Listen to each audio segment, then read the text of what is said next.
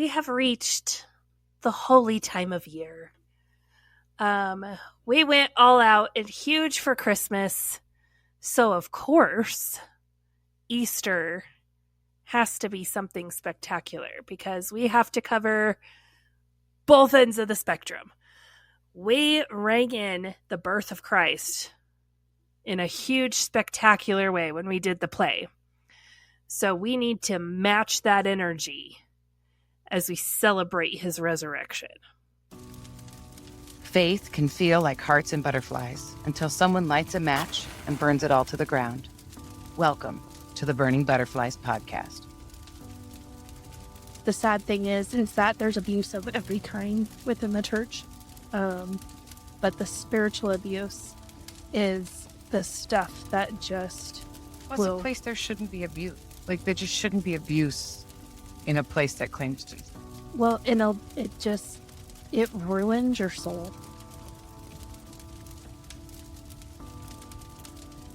If you're new here, we suggest listening to our prologue episode first.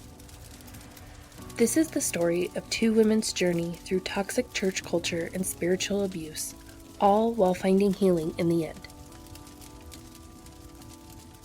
Sometimes it's just the facts, and if you get offended by it, that's a you issue.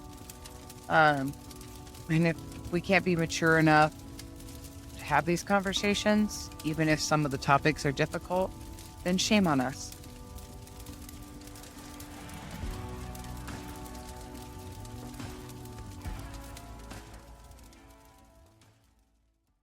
You know what I think is funny is, you know how like your thing was like your family went out of town for Christmas Eve.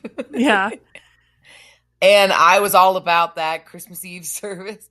I really don't think I was ever really into the Easter like service. Like, really? That's so crazy I because can't. I remember telling people, like in children's ministry, like, we have to be ready. This is the Super Bowl of Sundays. Like I was all in.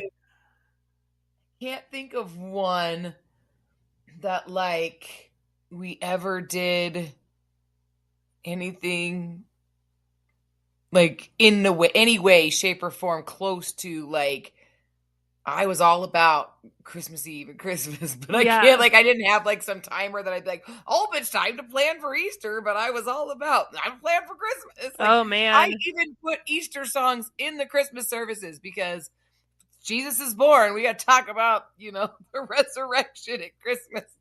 Once the banquet was over, man, I was. You were all Easter. All that's just a funny realization as you're talking. I'm like, that's so funny because, yeah, I wasn't out here being all like, we got to pimp out Good Friday. Like, none of it. Like, I was just like, whatever. It's just Easter. Let's get some chocolate. Let's get some Helen Grace peanut butter chocolate Easter eggs and call it a day. So before we jump into the Easter of 2019, we're going to actually kind of backtrack just a minute to Easter of 2018. We talked about the Easter egg hunt that I put on. My big, like, we didn't even have a bunny. You could walk around. You got to meet the disciples. You could take your picture with Jesus. All of those things, right? Our church has always done a Good Friday service. So they do, it's more like, when Come As You Are first started, it was a prayer service, and they would do this thing called Invite 10 for Him. And so you would write the name of 10 people that you were going to invite to church because they didn't go to church at all. And you were going to invite them to come to Easter service with you. And Easter service, Tom always shares the gospel in this big, like, huge way, right? Like, gospel. Very Baptist, very, any cliche way that you could think of the stereotypical way that someone would share the gospel, we've probably had an Easter Sunday service like that, right? So Good Friday was intended to pray for those people that we were inviting on Sunday. Over the years, though, it evolved. And so 2018 was really like the peak of this. We are going to really embody what each day of Holy Week was. And Pastor Younggun was still there. And so he led in 2018. So we had like, for Thursday night service, it was a Maundy Thursday service, which Tom did not like that because he's like, no one knows what that means. It's like, well, let's explain it. But like, you know, we had a potluck. We, the whole thing that Pastor Younggun preached about that night was, you know, the Last Supper and the betrayal of Jesus and all of this, right? And then Good Friday service, they put these like black sheets of like cardstock over all the windows in the sanctuary, and they wrote Bible verses on them with chalk. It was really pretty, actually, but they kind of blacked out the whole sanctuary, so it was very dark and very moody with the lighting. And they had one of the artist women, the one who painted like all the flats for the Christmas play, she did like a live painting. So as Younggun was preaching, she was painting this picture of Jesus, and very which I always thought was really weird because that painting ended up in like a supply closet for years after that. Like, well, you would just walk in and there would just be this big portrait of Jesus. Yeah, it was huge, right? And blood coming down his face, right? And she's an amazing artist. Like, the painting is phenomenal. But yes, at one point it did in a closet. Well, and then at one point it was in like the 3rd grade classroom for children's ministry. Yeah, and I was like, that's a little intense for kids, but I mean, but okay. You know, adults need to be able to go in there at any time and have a meeting. Yeah, there you go. They need to see Jesus bleeding. So she did that. So it was a very like emotionally invoking service, right? So now that you understand that that is what Good Friday service was in 2018, 2019, we are approaching Easter. Pastor Younggun is gone, but the worship team and the people who were a part of that Good Friday service the year before want to do something similar this year. Yeah. Because we always do the Easter egg hunt on Good Friday morning. So we have the Easter egg hunt, and then we have Good Friday service. And then Saturday, no one really does anything. And then Sunday is the huge, you know, we have a couple services, right? Huge, big push for Easter Sunday service. So because they want this to be a huge thing, Tom did not like the year before. He didn't like the Maundy Thursday thing. He does not like moody worship.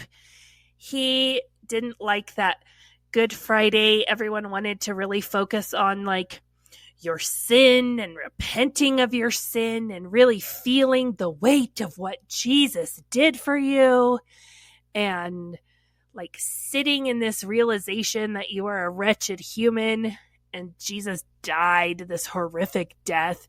And so Tom does not like that. Tom would always play it off as though like, well, that's just depressing and no one wants to stay depressed and we need to focus more on the resurrection. Thousands of people have died, you know, for other people, but only one ever came back to life. We focus on the resurrection, right? I personally, this is just my own opinion, think Tom didn't like it because he didn't want to have to sit and think about his behavior, his attitude, his sin. I think he really didn't. You know. Yeah. I think he didn't want to sit with his thoughts for too long. Because that just isn't fun. It's more fun to be a dictator and not have to think about the consequences of your actions. Self-reflection sucks when you're an asshole, crappy human being. Yeah. So that's just my own opinion. But Tom wanted to be able to have some control over it. But if you remember, there's some tension in the worship team.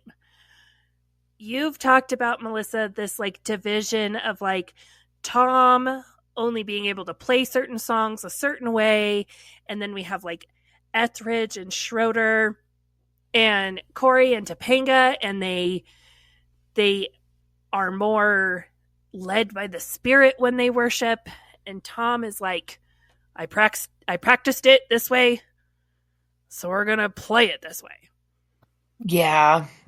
Yeah, and like this is really the time when like so Melissa Etheridge has been like the worship leader, like the main vocalist worship leader. She plays the guitar, she sings. And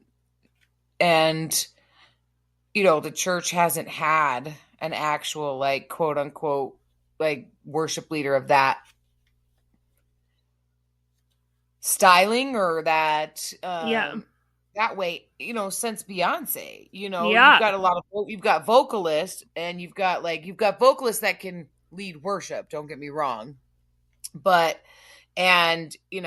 Corey of the Corey and Topanga, leads worship, plays an instrument and sings. And so you definitely have these musicians who can get up there and lead these songs and make changes on the spot and do whatever is, and like, yeah, if the people are into the music, and you keep it going, and if the congregation is not feeling that song, you end it early, or, you're inspired, like, by what the people, like what's being said or what's happened that morning. And all of a sudden you're like, that this song ends on a certain chord, so you can jump right into a chorus from another song, and you could be like, hey, let's just sing the chorus of this, and you have musicians with you who can be like, yeah, I know how to play that, bam, we're just jumping in, right?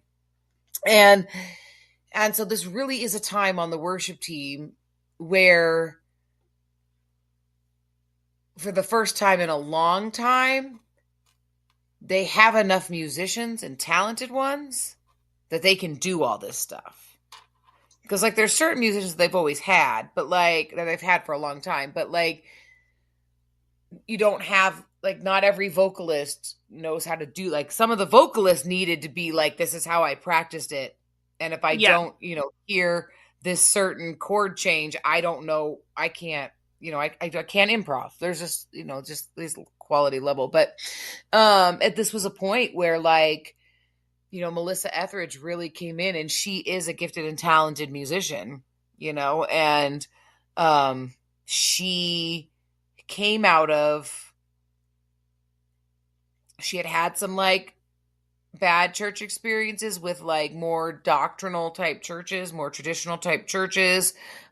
She had some personal issues she had gone through. She found herself, because she is a musician, really drawn to like the Bethel type, the Jesus culture type music, stuff like that, like just as a musician. And I do believe, if I remember correctly, that she did go to California and participate in one of the like Bethel, because they do a lot of worship seminars and stuff. They have different, like, they have a school, but like it's not like Hillsong where like it's college but for Christian musicians, like, so you think college level like schooling, like you're actually going and getting a like degree, you have to be enrolled, and where I feel like, from my understanding, because I've met a lot of musicians over the years who have participated in some schooling that Bethel does, and my understanding, and I could be totally wrong, but is that they offer like more like workshop style, or like you can do a semester with them type of thing. You're not locked into like you have to get a 4-year degree with us type of mentality.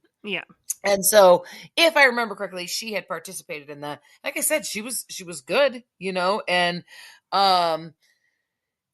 and this is the time where, these people have always wanted to do this. Like, this is the movement of worship, not just at Come As You Are, but just in Christian music in general. Like, these long drawn out songs, you have these female vocalists that are just amazing. And the songs that are on the radio are these like technically challenging songs and vocals, and and every person who sings on a worship team wants to do these songs, and they want to be able to vamp, and they want to be able to be like, we're so into worship right now that we're just going to stay here for a minute and do all that stuff. Like that's where it's all going. We went to conferences, and these are like the mainstream artists that would come and speak at these conferences, and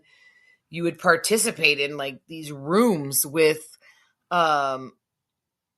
like professional worship artists, and then all of these worship teams from all over the state, and you would experience some pretty phenomenal music, right? And so I get it, like this is the direction that they wanted to go. Yeah. And I happen to like it. So I guess I'm like, I'm with you. Let's go, let's do it. This is what we're doing. And I love it. Absolutely love it. And but yeah, Tom, absolutely not. Like he was so against, this is what cracked me up. He was so against blatantly, like he would blatantly call this emotional manipulation and psychological manipulation. Like he was so against it for somebody who did it so well, I know.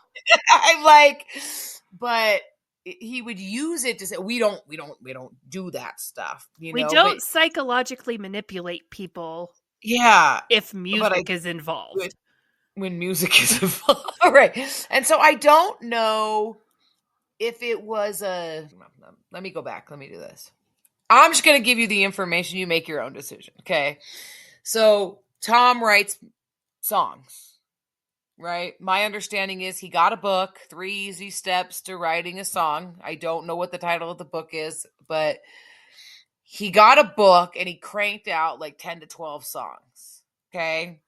I do know he gave the book to Beyonce and Destiny's Child when they were the worship leading team there at Come As You Are. And the next thing you know, they were cranking out about 10 to 12 songs, right? So like whatever this book was, and I wish I knew because I never did know because I looked for it many times. So I'm like, I want to write a song. Give me the 3 Easy Steps. Give me the book. Like, so I could fill in the blanks and write some songs, Yeah. I looked for the book from what I thought it was called. I have no clue, absolutely whatever. I have no idea what this book was. But Tom's music was like definitely not the vibe of current worship music. And he did have one song though that was really good. It was really, really good. And the rest of them were all like stuck in like the 70s. I don't know, like like they were definitely just not. If you were to imagine what like very campy songs, early 90s worship music, like when contemporary worship music first became a thing, and then you were going to summer camp. That was the type of songs. Yeah. So, I mean, he even had one, I think I even said this on this podcast once before, when I first started going to the church, he did a song. It was the first time that I knew he had written a song, and he was like, I wrote this song. They led it in worship. And after church, I was like, that song was really cool. It reminded me of Jimmy Buffett. They never played it again. Like, and that song was never it never again showed up ever. And it was never anywhere to be found, because as the person who was in charge for a long time of the worship team, like scheduling and all the music and stuff like that, like I looked for it. It never ended up in the list of songs that Tom wrote ever. Like I never saw it ever again after that. So I thought that was weird. That's weird. Number 2, so you have a man who writes songs, and I don't care what you say or how humble he acts, like anybody who's doing that, you want to be a musician, you want to write songs. You can't tell me that somewhere deep down inside you don't want to go big. Like, or have a song on the radio, or like, you can't tell me that you don't want one of your, like, why are you doing it? Like, there's even if you're 90% doing it for all the right reasons. More than anything, he wanted like Jeremy Camp or someone like that to like find his song and be like, I want to sing this song. I want to put it on my next album. And I say this because I know this isn't what we were talking about, but I think it's important at this point in time that we talk about this, is like, especially since you've taken over the sound booth, like, and understanding that how neurotic this man was about the recordings. Yes. And like that, like, everybody was so, everything had to be played perfect. It had to sound right. He would go back and listen to everything and be like, why aren't we, it sounded better in the building. Why can't we get it to sound like this on the recording? Like, we're not getting recorded. Like, why are you so obsessed with how it sounds if you don't care? And I think it goes back to like when I first started at Come As You Are worship team had an album. Yeah. Tom and Charlotte's daughter was the lead singer. There was a couple other really, really good musicians. We had a fantastic drummer. We had, so like, not only did we have like a strong female lead vocalist, we had a strong male lead vocalist. Yeah. And they harmonized well together. They sounded good together. Yeah. And they put out a CD, but they didn't do the recording in our building. They went to an actual recording studio and recorded this in an actual studio. And I think Tom, in his mind, was like, we have this fancy soundboard. Why can't we? It looks like what the studio had. Why can't we do this here? And one thing that like Chimney would always say, and even Beth Moore, I heard her say, was, we're never going to get studio quality sound from anything if we're mixing in the same room. Yeah.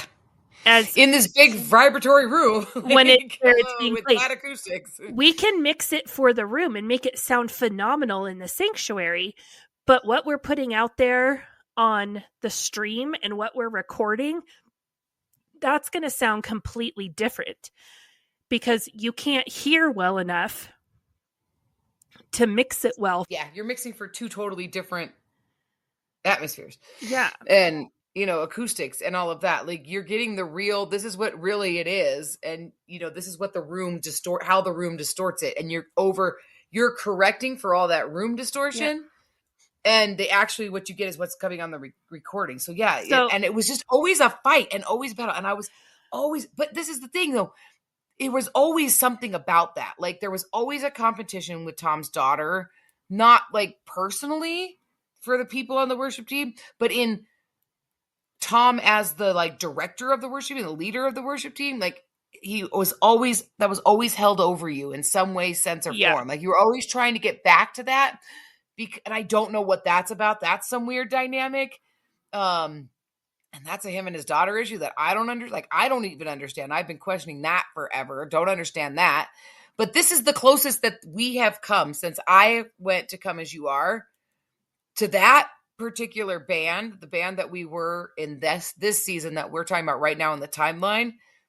They could have gone off and made a studio album and competed with anything on the radio. Yeah, absolutely. Yeah. 100%. Oh, yeah. 100%. Yeah, we had very, very talented people.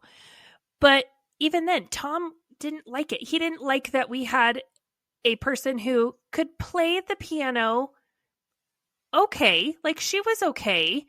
But she stood up there. She was very serious. She was a very serious person. And she would stand up there and Tom would be like, and she looks like she's like mad. She's just pissed off at everyone. And she's standing up there playing the piano and no one's going to like it. Well, Tom wanted Schroeder to play the piano.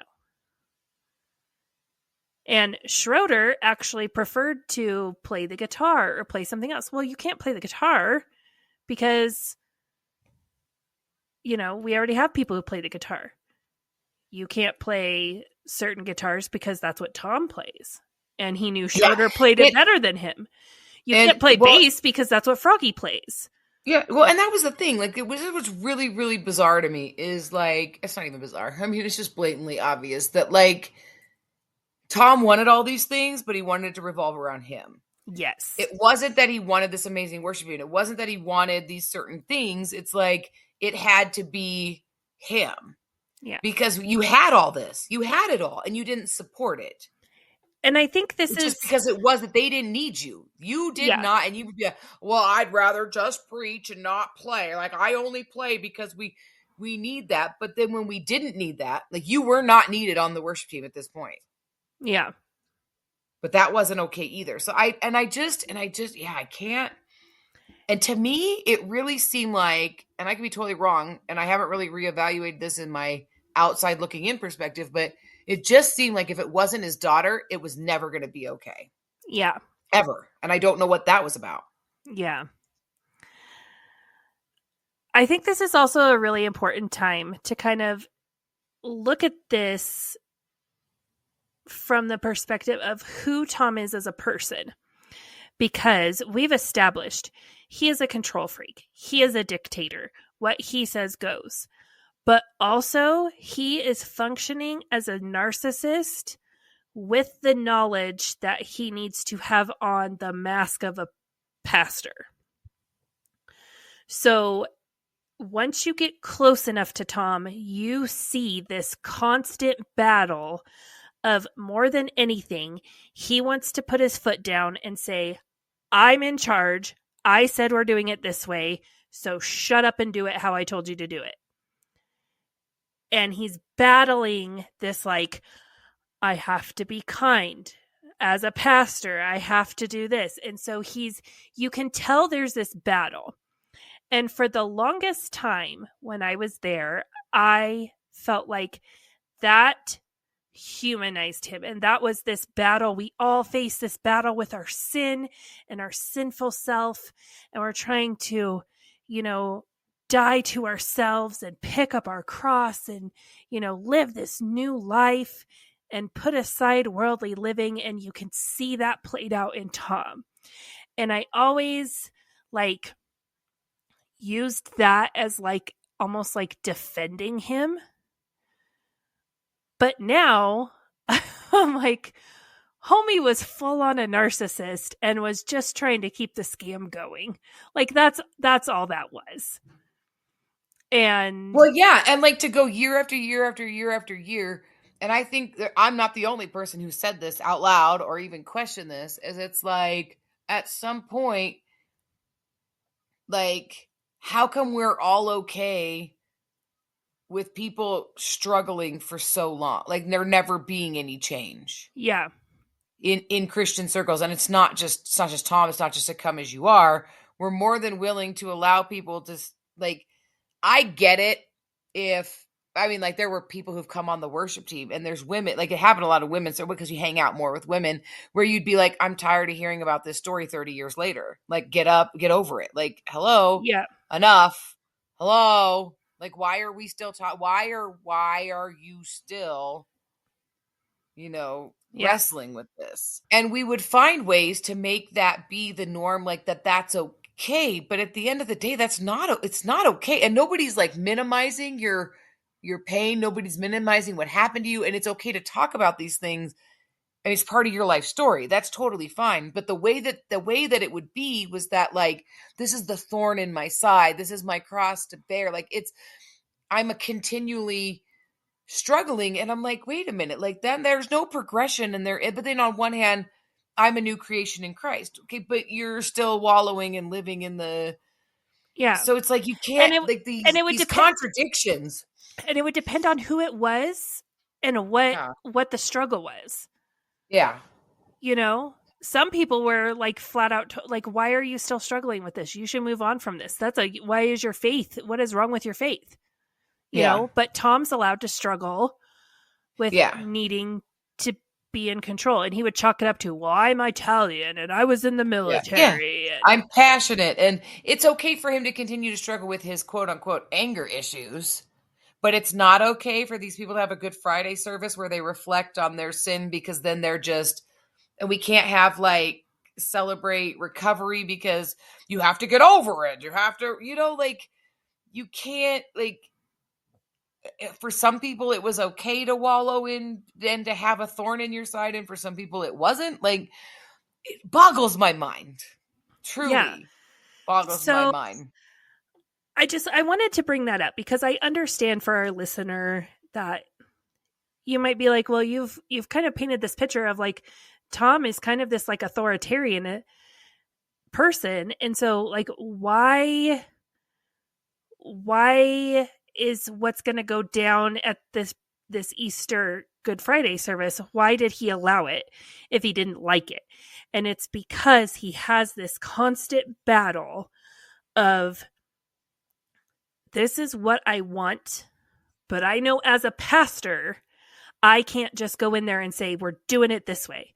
Yeah. So I need to emotionally manipulate the people that I know have drank the Kool-Aid. I need to get them to go in. They can say it. So if Amanda goes in and Amanda says, well, actually, why don't we do X, Y, and Z? Then if I make people mad, if I hurt people's feelings, then it's like, well, Amanda's just bossy. Right. And at the end of the day, Tom always got his way. Yes. Even if what ended up happening went against what he first made known as his way, nothing ever happened that was against his way. Yeah. Like he would, I hate to even say like he would compromise. No, he had a level of like, in a perfect world, this is what I want, and I'm willing to do it this way. Yep. So I guess that technically is a compromise, but it's not. It's more like a negotiation and even if you thought tactic. Like he would be like, I'm okay if half of the chairs are red and half of the chairs are blue, but I'm going to ask for all the chairs to be blue. And I'm going to see if I can get that. And if I can't, okay, 3/4. And you'll end up with, and then at the end of the day, if we ended up with half of the chairs blue and half of the chairs red, he still got his way. Yeah. Like that is so much of the insanity. Like when you actually look back and you think about that, nothing in that happened in that church that he didn't know about. Nothing happened that he didn't approve. And if you got to do something, it wasn't because it wasn't anything that he didn't want. It might not have been what he wanted to participate in, but it was approved by him. Yeah. And it had to be done in a way that pleased him. Yeah. Yeah. And so it's interesting because you mentioned that you had something to do with this Good Friday service, because there was an interesting team. We should talk about the leadership team for this Good Friday service. It wasn't me, by the way. Yeah. So Young Gun is gone. And so Corey and Topanga really want Melissa Etheridge. And Etheridge. She wasn't so much on the planning team. So she was just going to show up and be there. Okay. Yeah. So representing the worship team was Corey and Topanga. Then we had to make sure that, we were sharing the gospel appropriately. So, Becky, the evangelical lady, she was on the teams to ensure that we were sharing the gospel appropriately. Bill Nye, the color guy, because if we're going to share the gospel, we need to use the colors. So Bill Nye, the color guy, was in on it. And then it was Froggy. Yeah, because he represented Tom. Yep, he was Froggy. Tom's puppet. And then I was not going to be a part of Good Friday planning because I was doing the Easter egg hunt. But they wanted the Easter egg hunt to fall more under children's ministry. And so Brandy's leading children's ministry. I'm not allowed to be friends with Brandy or do ministry with Brandy really a lot at this point. And so we're still not allowed, we are forbidden from being friends. And so she kind of worked with the lady, the OG lady, the one who called like her and I little bitches. She kind of worked with her on like the Easter egg hunt side. And I really scaled down like the road to resurrection, like where you walked around and you met the disciples and all of that. We did that again, but it was a very, very, very scaled down version because I couldn't use the sanctuary because we were going all out in the sanctuary for Good Friday and we needed to be setting up during the Easter egg hunt. And so Brandy worked with like some of the ladies who did like the daddy-daughter dance. So we had like crafts at the Easter egg hunt this year. And so we did the egg hunt outside. The bunny was there again, but the bunny stayed outside. And in the gym we had crafts, and then in the lobby we had the like Road to Resurrection. So I am told by Tom that I need to be on this Good Friday planning team because I'm leading the sound booth. So I need to know what needs done up there. So that's our team. We had a couple other kind of like random people show up. Like there was this one lady who showed up and all she wanted was like for Good Friday service, like, can we have like refreshments in the lobby? And so she showed up to one meeting and everyone was like, well, we don't care. Do what you want out in the lobby. And she's like, okay, great. And then she never showed up to another meeting again. But so we plan this Good Friday service and it is going to be an emotional one. As emotional as it turned out, it was really intended to be so much more. And the reason why it didn't cross that line was because of me and Froggy. I was the good Kool-Aid drinker who knew we had to ride that line. We can't stay depressed. We have to end on a positive note. You can have points in your service where you want to be sad and think about your sin. But we are ending with hope. And we are not sending people home depressed. We're ending with hope. Froggy was very much against all emotion. Yeah, because I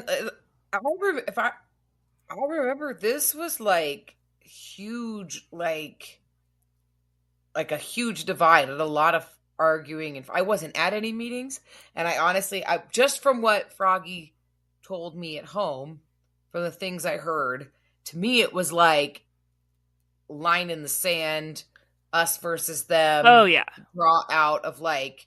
No, and I will tell you 100% that the things that Froggy said was all straight from the mouth of Tom, not original thought.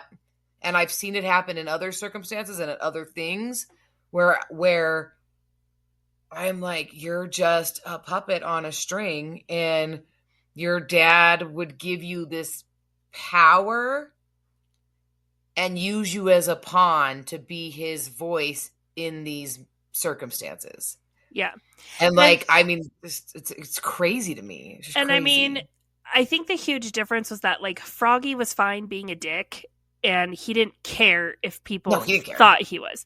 No. I was. No, because he thought that he was being like, this is his, and I can really only think of Joan of Arc. I'm sorry. I'm not trying to relate him to he's a proving woman. himself.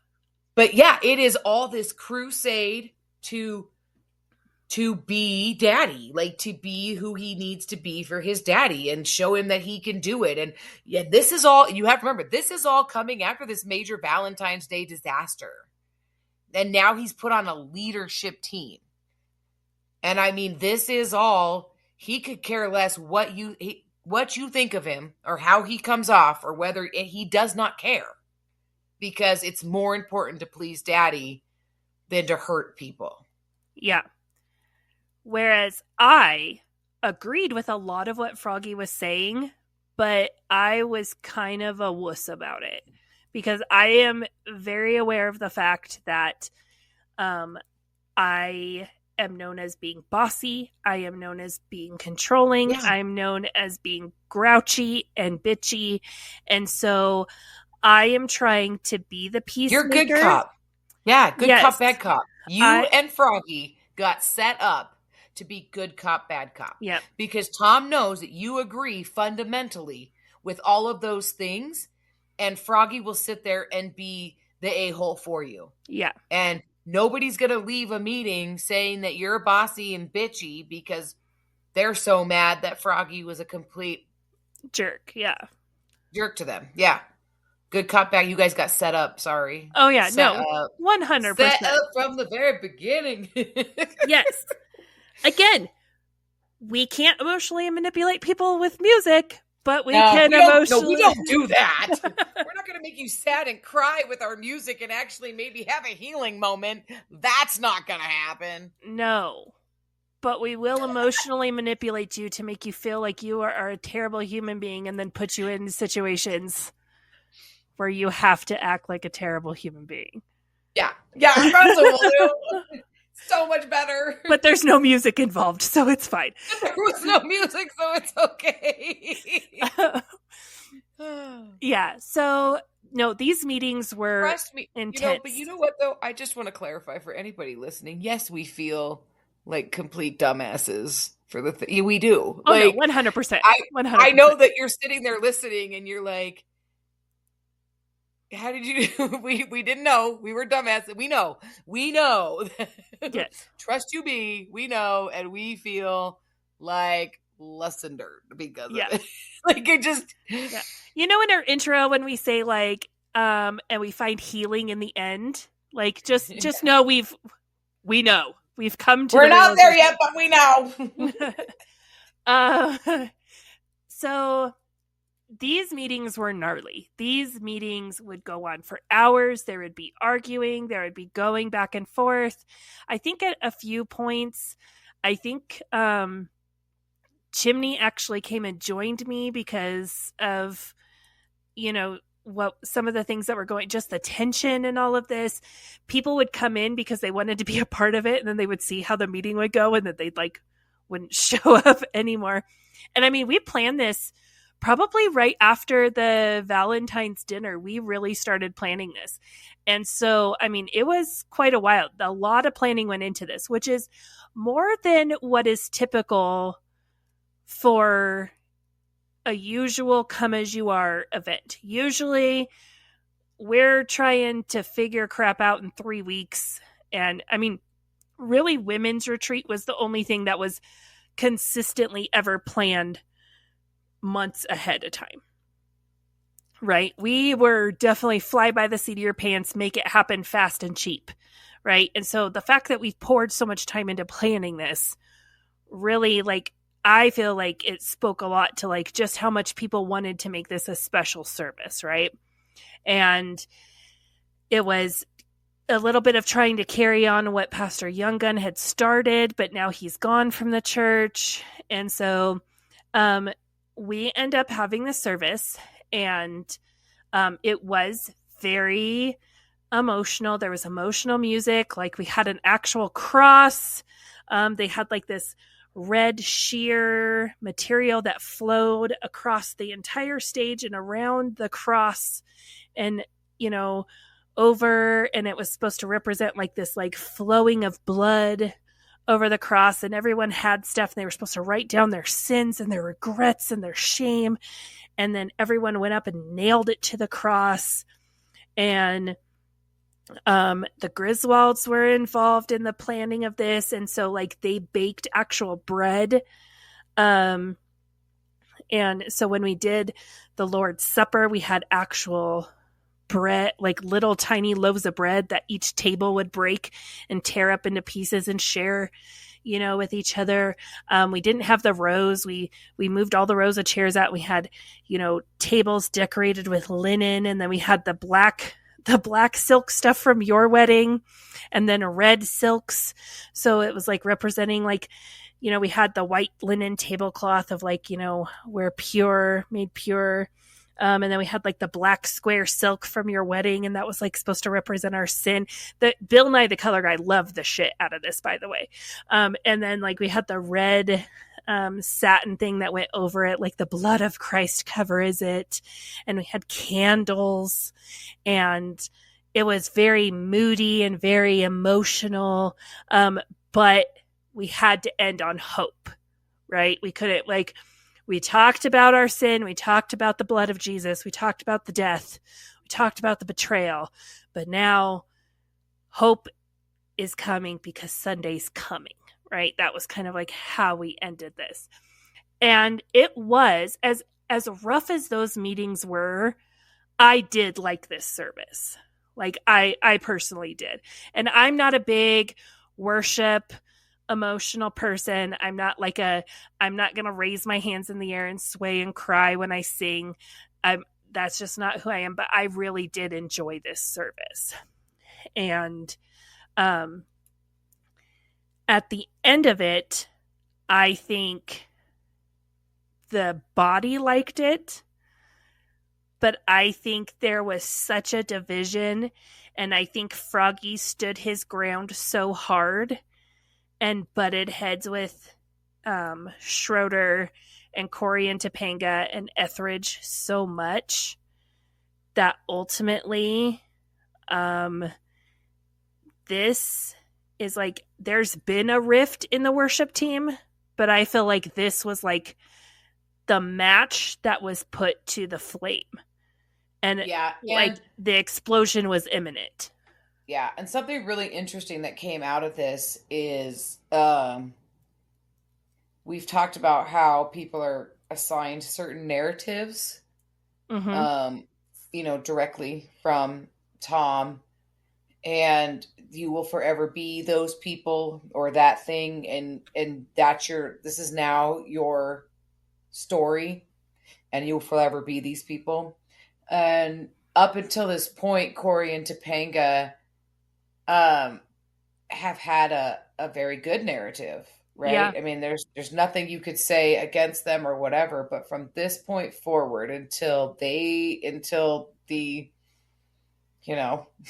probably even still now, I can't even say it, and I'm just gonna say and I don't know, but from this point forward, they just want to sit at the foot of the cross and cry, and this wussification of them as people of like, they just want to stay in sorrow and stay at the cross, and like that narrative will never go away. Yeah. This becomes their narrative from this point forward. We're going to talk about that over on our Patreon. So head over there. That episode is up live for you now. And we're going to dive into this, kind of this track record that Tom has of giving people a narrative and how he uses it against you in order to manipulate you or to manipulate others to be either for you or against you. And how sometimes that isn't even like, the church in general might not even realize that's your narrative. Right. But Tom makes it seem as though it is. So head over there. That's a great episode. While you're there, check out some more of our behind the scene episodes, and check out our exclusive Burning Butterflies merch that we have available just for our Patreon supporters. Burning Butterflies is a listener-supported podcast. Today's episode is brought to you by our amazing supporters on Patreon. Follow the link in our show notes to learn how you can become a Patreon supporter too. Supporters get exclusive access to bonus content each month, including outtakes, cut content, and supporter-only episodes. If you've enjoyed this episode, please leave us a rating on your listening platform. Burning Butterflies is a production of Asha Media. Thank you for listening.